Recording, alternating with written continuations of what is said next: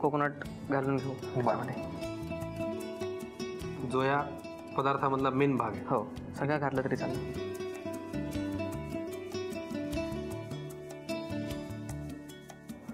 खोबरं आणि bit mix झालंय आणि खोबरं पण व्यवस्थित परतून झालंय. आपण याच्यामध्ये कंडेन्स मिल्क टाकू. जर हे नसेल तर मग आपण पिठी साखर पण टाकू शकतो. बरं, ठीक आहे.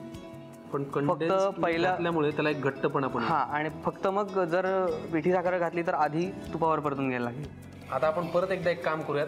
आता आपली कृती ऑलमोस्ट होत आली आहे ना. हो, हे मिक्स करतो तोपर्यंत आम्हाला एक छान सगळं परत एकदा तू ऐकव. कुठलंही तुला आवडेल ते. मायेच्या हळव्या स्पर्शाने खुलते, नात्यांच्या बंधात धुंद मोहरते. मायेच्या हळव्या स्पर्शाने खुलते, नात्यांच्या बंधात धुंद मोहरते. मन उधाण वाऱ्याचे गुज पावसाचे, का होते बेभान कसे गहिवरते. मन उधाण वाऱ्याचे गुज पावसाचे, का होते बेभान कसे गहिवरते. मन उधाण वाऱ्याचे. क्या बात है, वाह. तू गाणं गात असताना परत एकदा हे व्यवस्थित छान सगळं मिक्स झालं होतं, त्याचा रंग बदलला होता म्हणून मी गॅस बंद केला. हो. आता काय पुढची कृती? आता ह्याच्यामध्ये आपला आवडता पदार्थ. सर तुम्ही हा कितीही सांगा, आम्ही ऍड करायला तयार आहोत. बघ बरं. हो, पुरे. हो. आता आपण एका बाउलमध्ये हे काढून घेऊ. घ्या भाऊ. आणि थोडं गार करत ठेवू. आता आपल्याला याचे लाडू वळून घ्यायचे का? हो, पण ते थोडं थंड होऊ द्यायचं, कारण नाहीतर मग हाताला चटके बसतील. हो. आता मला वाटतं हे बऱ्यापैकी गार झालंय. हो, आपण त्याला हात लावू शकतो. हो. लाडू बांधून घेऊयात. हो, घ्या. हे काम तू केलंस ना. हो. तर माझ्याकडनं तुला 100 पैकी 200 मार्क आहेत, कारण मला ते अजिबात येत नाही.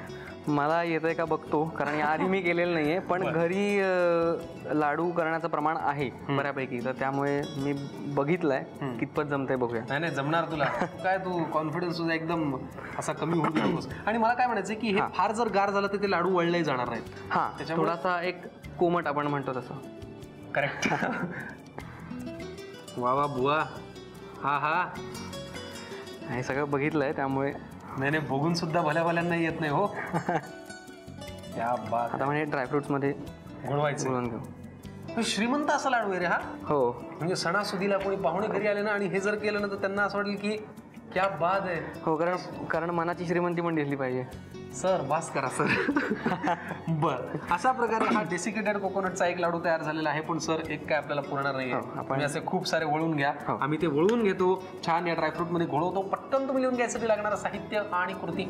डेसिकेटेड कोकोनटचे लाडू बनवण्यासाठी लागणारे साहित्य: डेसिकेटेड कोकोनट, बिटाचा किस, मिक्स ड्रायफ्रुट्स आणि कंडेन्स मिल्क. कृती: प्रथम कढईमध्ये बिटाचा किस भाजून त्यामध्ये डेसिकेटेड कोकोनट, कंडेन्स मिल्क आणि ड्रायफ्रुट्सची भरड घालून मिश्रण एकत्र करून घ्यावं. डेसिकेटेड कोकोनट आणि बिटाचं तयार मिश्रण एका बाउलमध्ये काढून त्याचे लाडू वळून ते ड्रायफ्रुट्स मध्ये घोळवून सर्व्ह करावेत.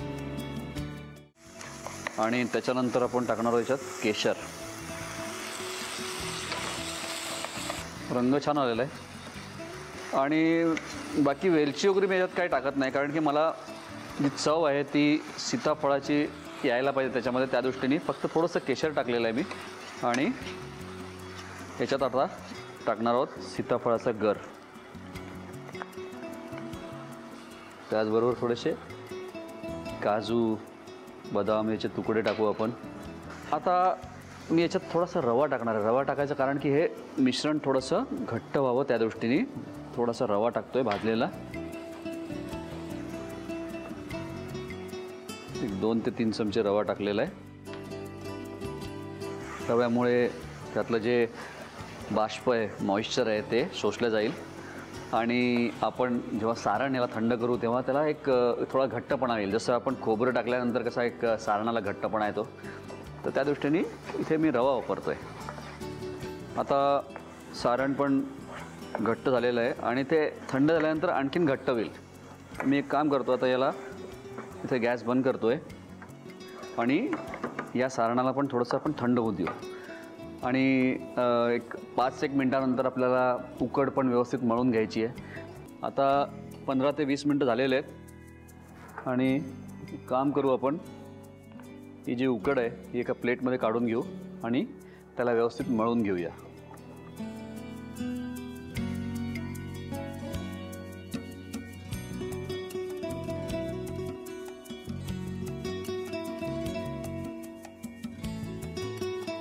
जरा तुपाचा हात लावून घेतला आणि एकदम सॉफ्ट आणि एकदम मऊ होईपर्यंत ही उकड मळून घ्यायची आहे.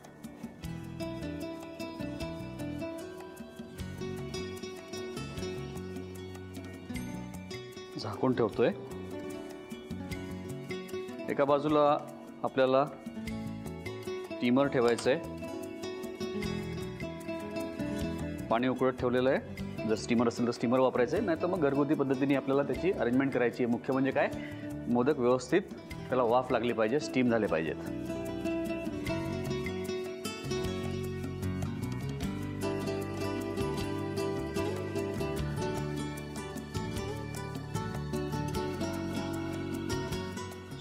लिंबा एवढे गोळे करून घेऊ.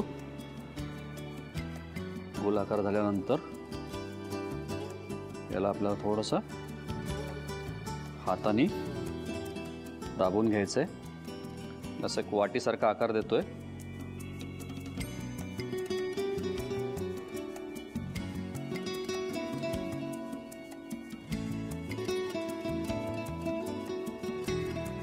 आणि हे आता सीताफळाचं जे सारण आहे त्याच्यात टाकू आपण. बस त्याला हातानेच दाबून घ्यायचं आहे.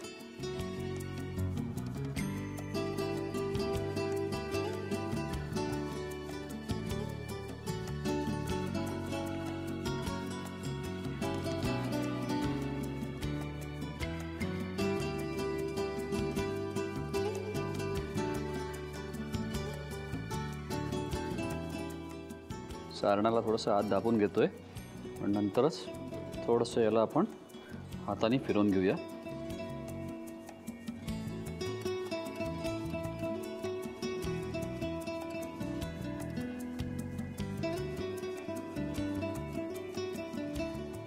अशा प्रकारे बाकीचे पण 4-5 मोदक मी करून देतो. बस आता याला आपल्याला साधारणपणे 20 मिनिटं स्टीम करायचं आहे.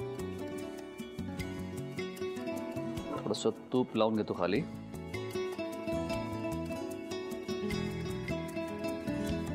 थोड्या अंतरावर ठेवतोय. बस याला आता 20 मिनिटं मी स्टीम करतो आणि त्याच्यानंतर गरमागरम काढून वरती थोडं तूप टाकून मस्त सर्व करतो. मी करून घेतो, तोपर्यंत तुम्ही साहित्य आणि कृती लिहून घ्या. सीताफळाचे उकडीचे मोदक बनवण्यासाठी लागणारे साहित्य: भाजून घेतलेला रवा, तांदूळाचं पीठ, साखर, खवा, सीताफळाचा गर, तूप, दुधात भिजवलेलं केशर, बदामाची पूड, काजू, बदाम आणि काजूची पूड. कृती: एका खोलगट भांड्यात पाणी घेऊन त्यामध्ये 1 चमचा तूप घालून ते गरम करून घ्यावं. गरम पाण्यात तांदूळाचं पीठ घालून 15 ते 20 मिनिटं झाकून ठेवून त्याची उकड काढून घ्यावी. एका फ्राईंग पॅन मध्ये खवा परतून घ्यावा. त्यानंतर थोडीशी साखर, दुधात भिजवलेलं केशर, सीताफळाचा गर, काजू बदामाची भरड आणि 2 ते 3 चमचे भाजून घेतलेला रवा घालून नीट परतून घ्यावं. तांदूळाच्या पिठाची उकड एका प्लेट मध्ये काढून त्यामध्ये थोडंसं तूप घालून पीठ मळून घ्यावं. तयार पिठाची खोलगट पारी करून त्यामध्ये सीताफळाचं सारण भरून त्याचे मोदक तयार करून घ्यावेत. स्टीमर मध्ये केळीचं पान ठेवून त्यावर तयार मोदक ठेवून अंदाजे 15 ते 20 मिनिटं वाफवून घ्यावेत आणि सर्व्ह करावेत. तर आज आपण जी पहिली रेसिपी करतोय ती आहे वाफवलेला दहीवडा. आता करतोय आपण मूग चटपटा.